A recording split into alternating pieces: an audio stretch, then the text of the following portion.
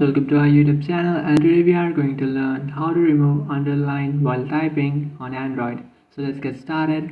So if you type anything to a person and you will receive a red color underline on the following text and you want to remove that. So to remove that, what you have to do is just simply open up your settings. After opening up your settings, now what you have to do is just simply scroll all the way down and then tap on system. After tapping on system, now you just have to tap on language and input, and from here you just have to tap on-screen keyboard.